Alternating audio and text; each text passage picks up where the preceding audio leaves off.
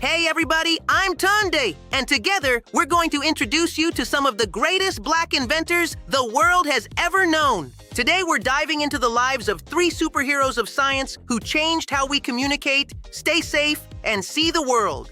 Welcome to the lab. I'm so excited because these inventions are like actual magic, but even better, they're real science. First up is Dr. Shirley Ann Jackson. She's a physics superstar who helped invent things we use every single day. Her research laid the foundation for caller ID, call waiting, and even the fiber optic cables that make the internet super fast.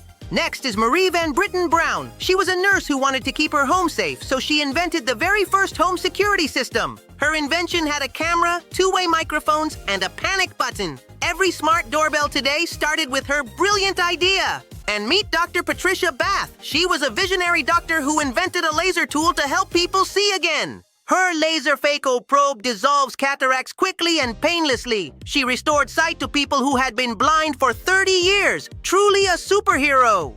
From the phones in our pockets to the safety of our homes and the gift of sight, these legends made it all possible. Keep exploring legends. Like and subscribe for more from the Lab of Legends. See you next time.